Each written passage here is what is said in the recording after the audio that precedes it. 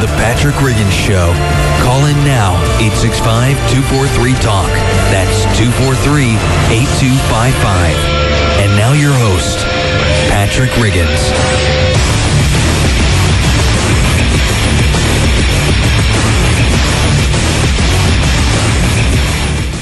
Welcome to the Patrick Riggins Show. A little hoarse today. I am here to save you from the Xanax and the Prozac. How? By speaking the truth and reassuring you we will fight. We will win this fight for freedom in this country.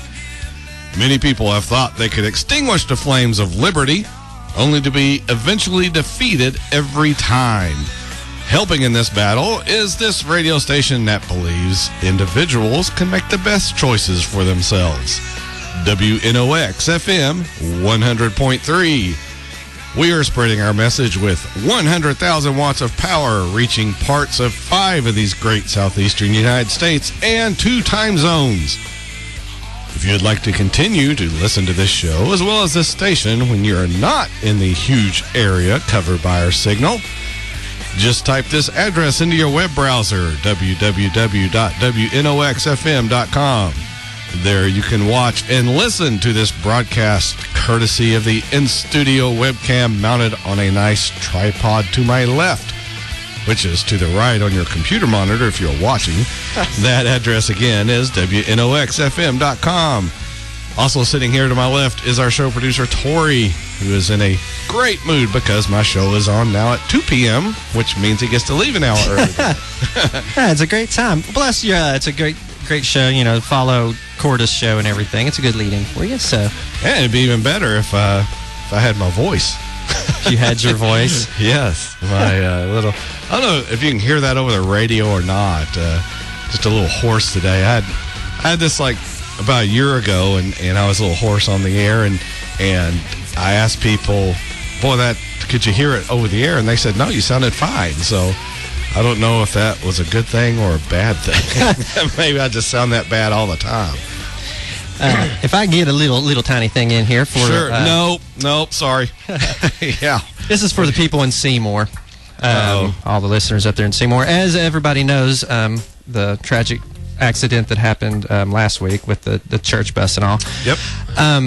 Everybody that lives in Seymour, I've lived there all my life, knows that we have been needing some pretty major road work up there. We've been needing turn lanes put up through Chapman Highway and everything for a long time. The whole length of Seymour needs a turn lane on Chapman Highway. But anyway, they're going to be having a meeting at the Seymour High School October 4th to talk about this subject. So anybody listening out there, anybody that lives in Seymour, I know it's a problem for you. It's a problem for me. Get down there October 4th at the high school, talk to it, and let's get something done with these roads in Seymour before more people get killed. That'd be next Thursday, correct? Yes. Yes. For those of you who don't have a calendar handy. Well, it's really bad. You know, like I said, I've lived there all my life, especially up over Ford Hill, and they've been talking about it for years. But now, finally, I mean, they're starting to make steps, I think, and just it really needs to be done. Well, it's a shame it takes an accident to do that. That's usually what happens. Well, I've seen many accidents. My family owns the property on top of Ford Hill there, and I've seen many people killed, many people hurt. I mean... That's probably the big castle, the castle Tory? Yes, the castle with the moat. Yeah. All right. Thank you for that, Tory, and be sure and go to that. Well, let's see, we got another show before that, too, so we'll announce that next week as well. Yeah, if you let me, if you're nice enough. Oh, I'll let you. Oh, I love Patrick. Yes, anything that I don't have to use my voice today. Okay. Again, thank you for listening to the Patrick Riggins Show again this week. And yes, it is not 4 p.m. It is 2 p.m. And this is our new time slot here on the station. Don't worry, though. You will still get all the insight and intelligent analysis that you're used to hearing on this show. You'll just get it 2 hours earlier now, which means you'll have a 2-hour head start on everyone else you know. Starting off this real quick here before we come up on the break here, I'd like to hit a subject I've touched on for the past few weeks, and that is freedom. What exactly is freedom? I think we need to decide in this country what that definition is, or we won't know what end we should be working towards. how can you make progress if you aren't sure which way to go? What defines the goal? How do you know if you've achieved what you set out to do? In sports, it's pretty easy. In football, you cross the goal line. In basketball, you get the ball through the hoop. But where is the goal line for freedom? How do we know we have scored? Our politicians seem to want to define freedom as freedom to follow the laws given by the government. To them, you only have as much freedom as you are allowed to have by the rules and regulations as set forth by Washington or your state and local governments, but that is not freedom. Freedom is the ability to do what you want without interference from the government, as long as we are not intruding on another person's rights. If what you're doing is not hurting anyone else, then you should be free to engage in that activity. Anything less, and we are losing freedom. So, do you still think this is a free country? Are you able to do anything you want without interference from government? You and I both know the answer to that. As we get closer and closer to the presidential election, I want you to listen to what the two major candidates are saying with a mind towards freedom. One of the candidates, Barack Obama, has flat out all but stated he doesn't believe in freedom of the individual to make their own decisions. Mitt Romney has demonstrated he doesn't believe that either from looking at his past history. So what are you to do? What is the answer given the fact that neither candidate is really a true freedom and liberty-loving candidate? A lot of people I speak with say that we need to defeat Barack Obama no matter what, no matter who is running against him. If he wins, we can kiss this country goodbye. I don't believe that, and neither should you. I've talked over and over on this very show how Congress holds the keys to the power, not the president. Congress can vote to defund anything the president tries to do. To the statement I usually hear, but Congress doesn't have the guts to vote that, so we have to be sure Obama doesn't get back in office and screw us over. Well, whose fault is that? Again, it's Congress. Don't let the media distract you from the important part of the elections, getting good congressional representatives into office. That is the important thing. Congress can do whatever they could vote tomorrow to stop all of this stuff if they wanted to, if we push them to do it. Now a lot of people are trying to say they're for this or that, you know, and if the president's elected, then he's just going to abuse his power in this way. Again, Congress can stop all of this. So the key is to get good people in Congress. We're up on the first break. We have a lot to go today and a lot to destroy my voice with. So we'll go to this break, give my voice a rest. We'll be back after this. This is Patrick Riggins with more of The Patrick Riggins Show. Fighting for freedom, liberty, and the restoration of the Constitution. The Patrick Riggins Show. Call in now at 865-243-8255. That's 243-TALK. And now your host, Patrick Riggins.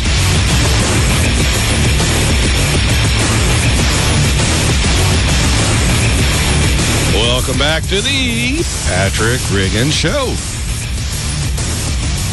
Gargling a little Diet Mountain Dew there. Just drove all the healthy people crazy.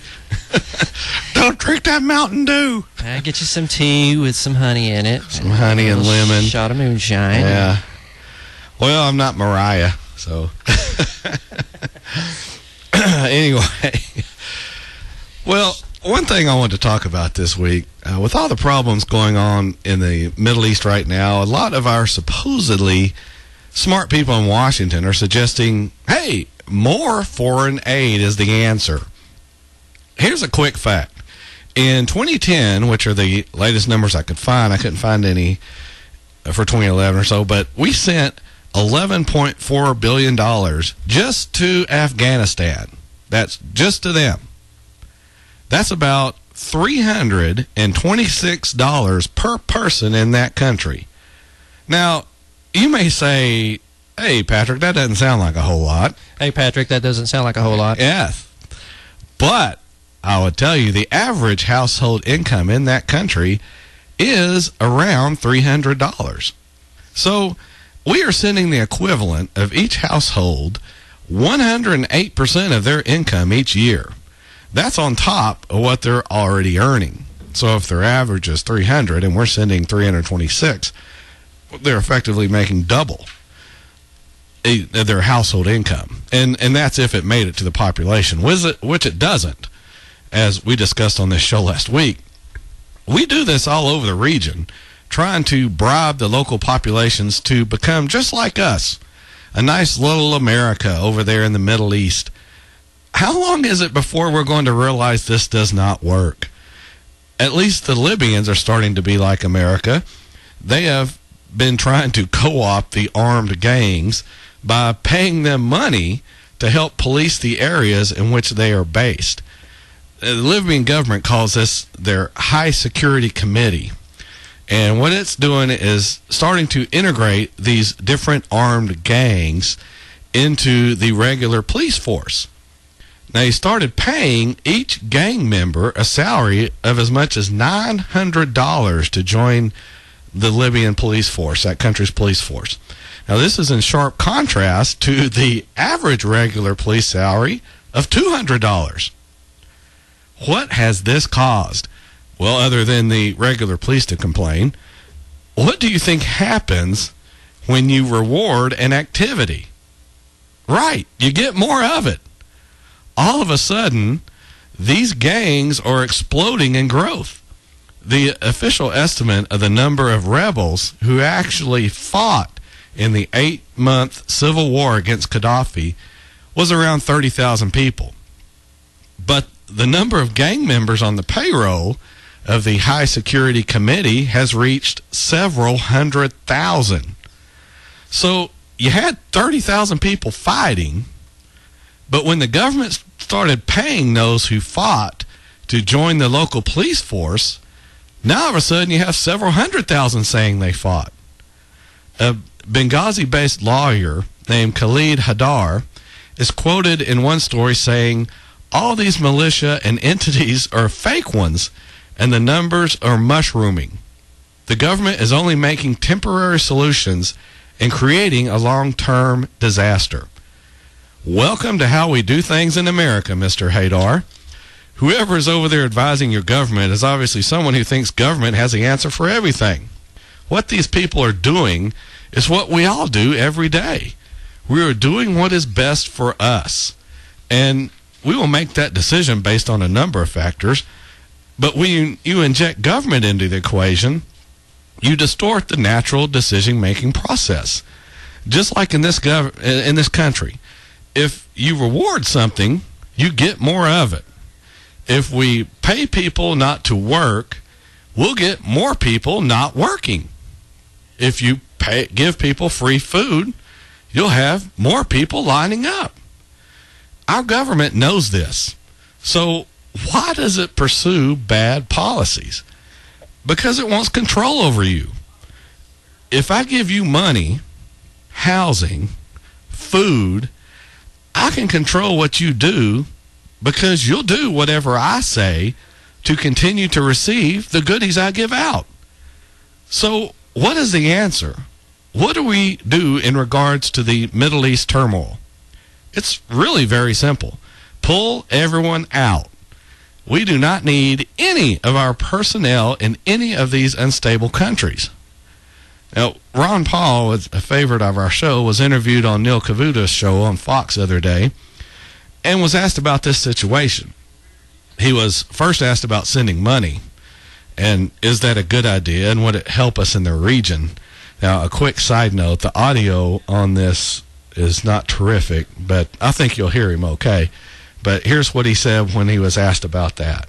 The principle of us trying to influence the world and own the world and change the world by producing money, printing money, and sending it over there, it's failing, and we ought to give up on it. What good was that $40 billion or so that we gave to Mubarak and to Egypt? It finally fell apart, and there's chaos there now. So I would say it was a bad investment from the beginning. We bought the government under Mubarak, and now there's a new government, whether it's Libya or Egypt or what it might be like in Syria later on. It will be the Al-Qaeda that will take over. So we don't benefit. Israel doesn't benefit. The taxpayer doesn't benefit. It's a foolish policy, and it will come to an end. The sooner, the better.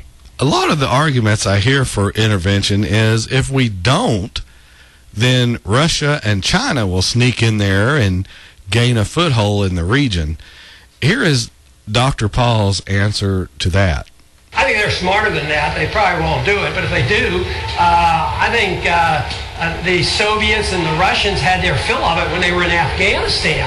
I mean, they were stung badly. They wised up and left and went through the disintegration of their empire. China doesn't have a history of doing this. They're more like capitalists. You know, they actually sell us stuff, save money, invest in Iran and invest in these countries. So they do not have the same characteristics that we have had for 100 years of putting troops overseas and occupying country and picking and choosing dictators. So I think it's a possibility, but unlikely. And if it did, it would fail for them. If it's failing for us, it would fail for them as well. But I'd let them have the burden and the problems and the complications rather than have the American people suffer from the consequences.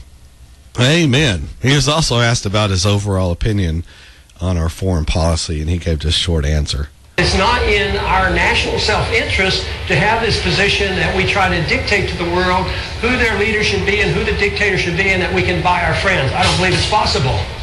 See, our country acts as if we pull out of these other countries, then all heck is going to break loose. I've got news for our so-called leaders. It's already broken loose.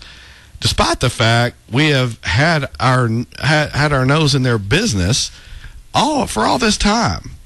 We aren't going to change a people who don't want to change. All we can do is welcome the ones who want to leave and start a better life here in America, just like we used to do in this country. If all the talent, knowledge, and creativity in these people's minds is brought here and put to work, then we will benefit. Truth be told, though, a lot of people will start getting fed up with the status quo over there and take matters into their own hands. We saw that this week in Benghazi where hundreds of protesters stormed the compound of the Islamic militia suspected in this attack we had against our embassy. They overwhelmed the place and ran all of the militia out of the area. The protesters were shouting this whole time, "No to militias." But these guys weren't through. They got in their vehicles and drove to another Benghazi headquarters of a militia group and attacked it as well. Now, this militia didn't run off. They opened fire on the unarmed protesters, well, largely unarmed, and wounding at least 20 and possibly killing 3. Thus, I guess, driving home the idea that maybe protesters want to bring some guns next time they take on an armed militia. But the point is, the people have tasted some freedom, and not all of them are ready to live under a repressive Muslim rules. When they get themselves and their country straightened out, then we can put an embassy staff together and send it over. Until then, we need to stay out of their business and out of all these other countries. Just look at Pakistan. Our embassy over there is running commercials apologizing for this crazy anti-Islamic film. Why don't we just shut up about it? Why not just ignore the film and let it die on its own instead of constantly reminding these people of its existence? It's because our administration and all of Washington, and government for that matter, is seriously lacking in people who have a backbone. Leaders who will stand up for what is right no matter who attacks them for having these ideals. People who don't care what others are saying about them. They don't care whether they get reelected or not, as long as they are doing the right thing. How many of these yellow-bellied people would have stood up and signed their own death warrant by putting their names on the Declaration of Independence? I bet you couldn't get 1/10 of today's Congress to do that. These people want to hold on to office so badly, they'll do whatever it takes to stay. Strike any bargain they have to. Sell out their constituency. Sell out their principles.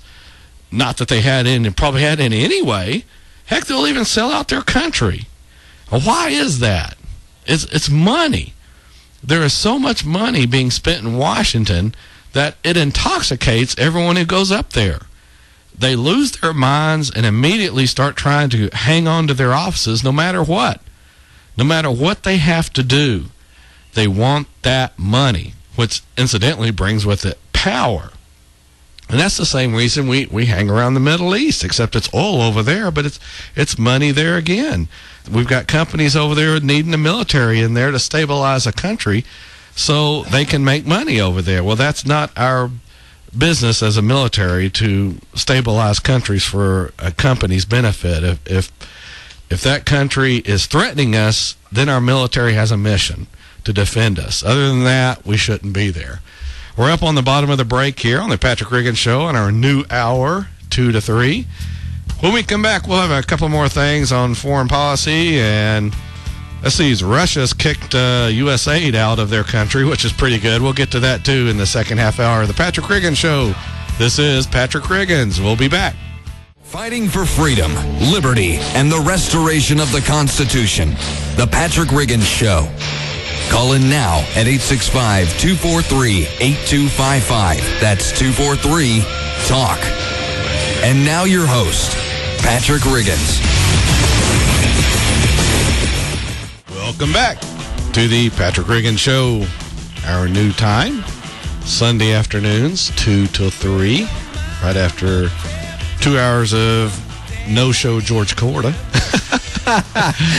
He's usually there.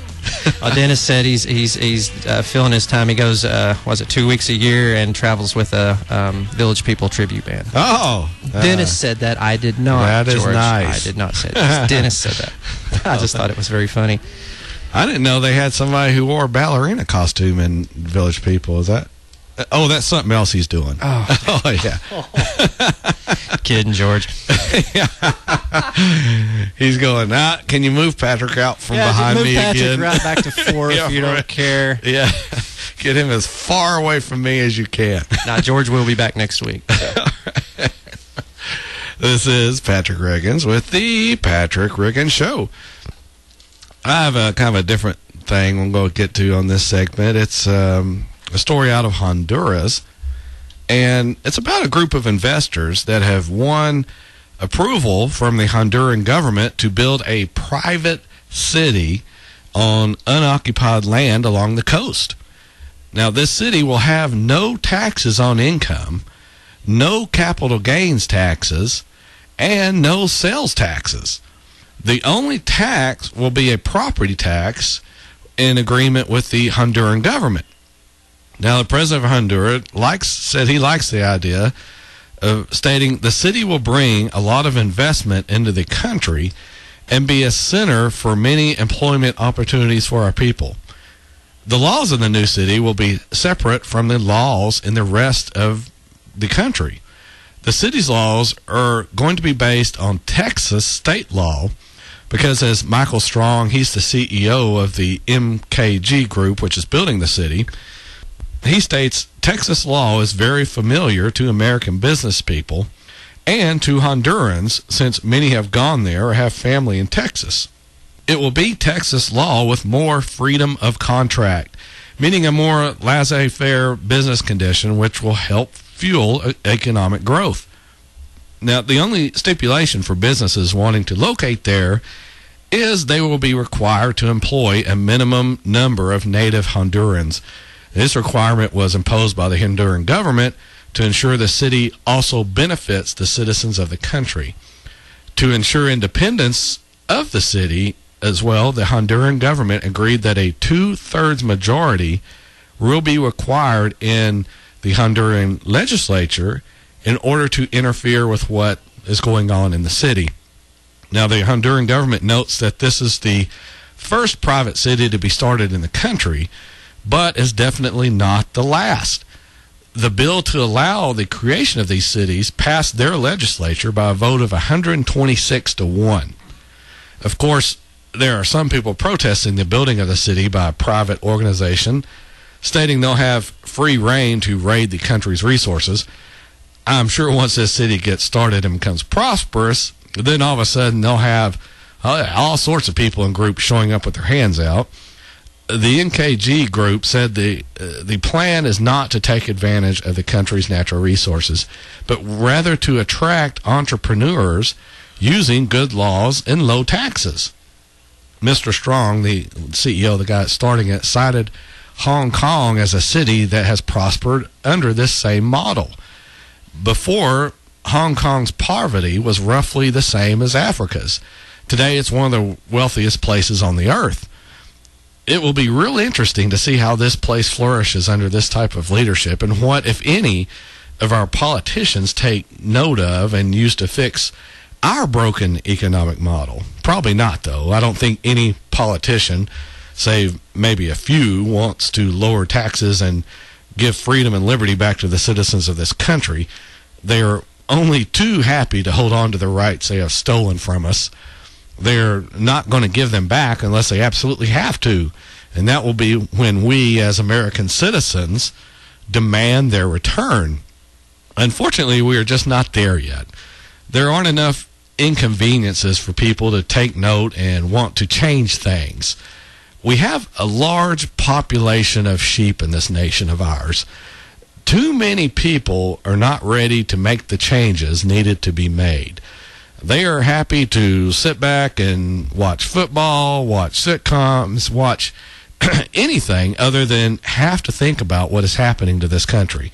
Because to do so would be an acknowledgement to themselves they are partly responsible.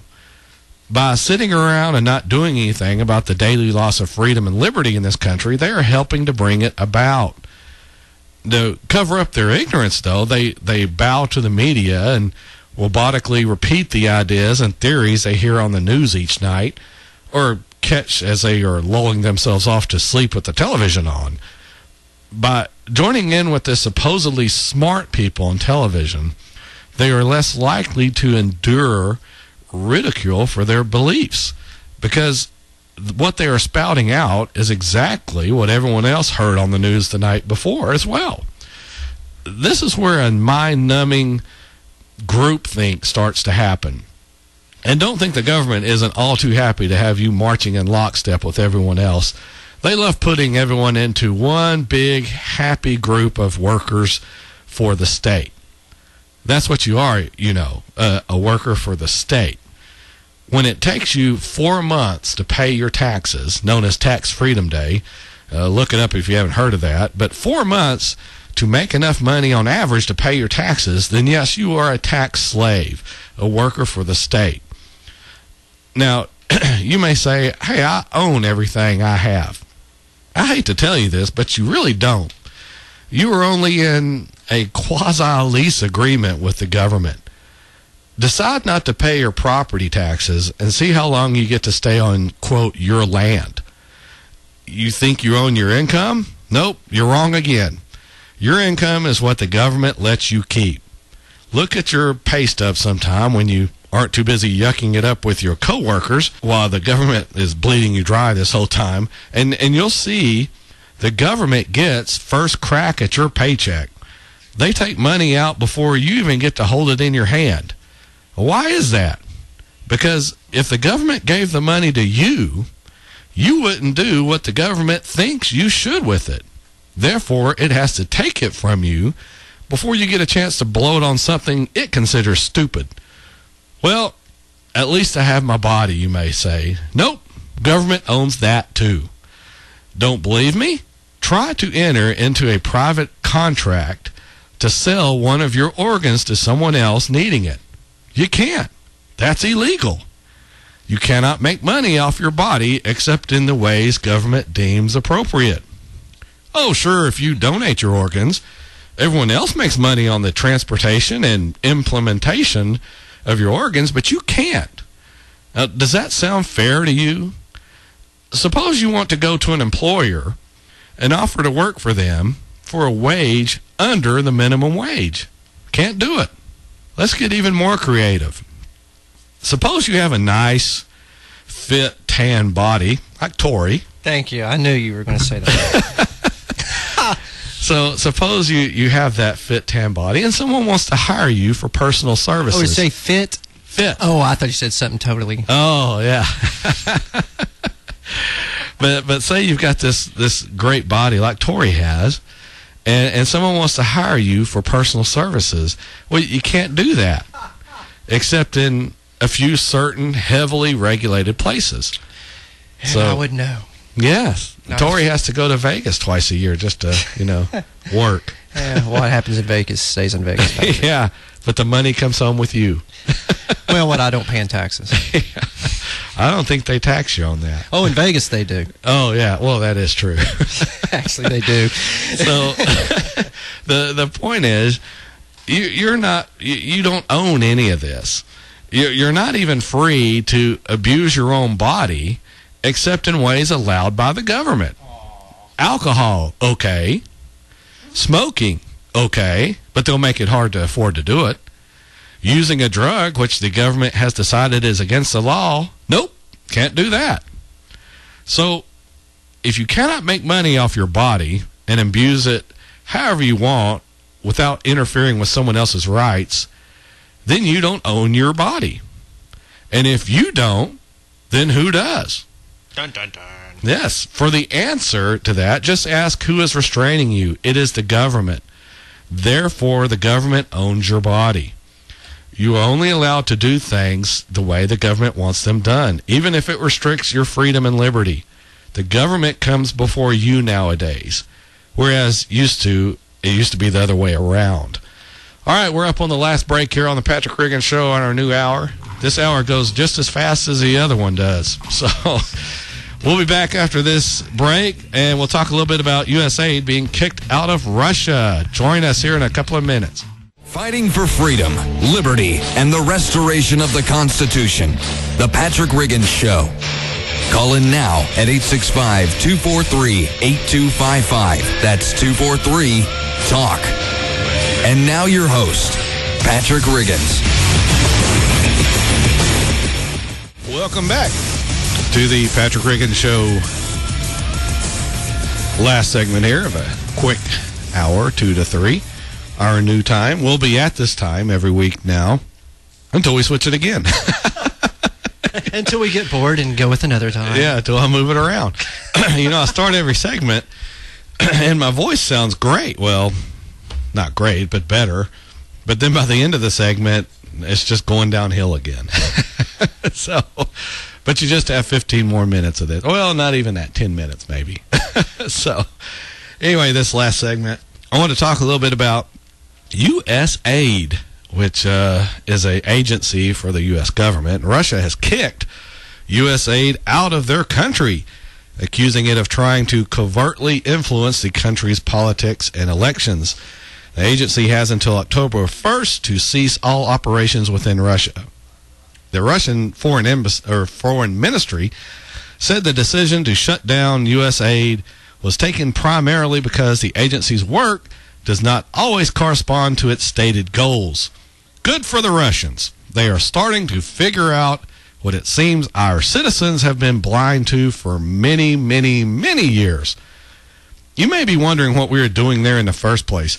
According to the website, USAID's website, the agency helps fund a number of pro-democracy and human rights groups within the country. You can read the pro-democracy to mean anti-Russian government. Now, Vladimir Putin has accused the U.S. State Department of orchestrating the mass protests that have swept Moscow since he announced his intention to run for the presidency again. An official with the Obama administration vowed that the U.S. would find ways to continue to fund these groups despite the agency's expulsion. Lilia Shitsova, a senior researcher with Moscow Carnegie Center, said, for 12 years of his reign, Putin has been rhetorically expressing his disapproval of the democracy promotion conducted in Russia by various Western and U.S. foundations. Now, in the new conditions of political turbulence at home, he is trying to close the country by finally adopting his long-nursed doctrine of absolute and complete political sovereignty with the key motto, don't meddle. So, what is wrong with that? Russia wants us to mind our own business. that is something we've been preaching on this show since day one.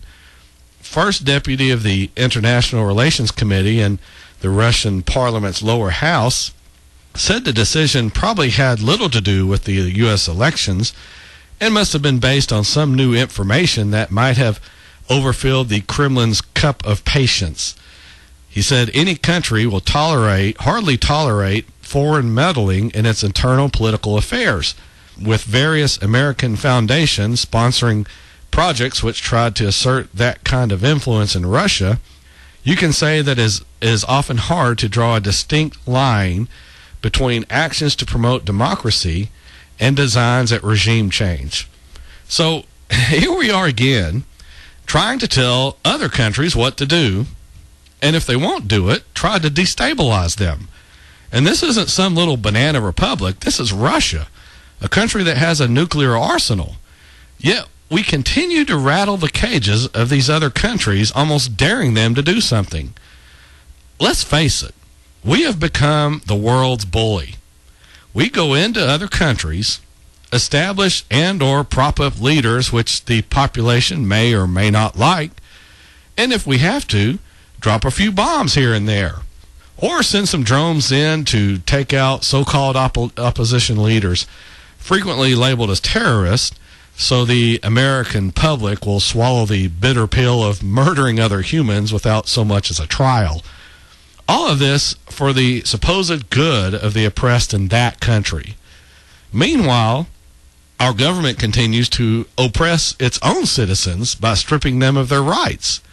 Hello, FISA court, the NDAA, the TSA, and these various other alphabet agencies. We either bribe or intimidate other countries into falling in line, or else we'll withhold money and military assistance, which keeps the leaders in power. And the leaders don't want to lose power, so they'll gladly allow the U.S. to come into their country and set up shop. So off we go again, spending more money and infuriating more people by having bases in their country and fueling the oppression of that country's population by our puppet leaders.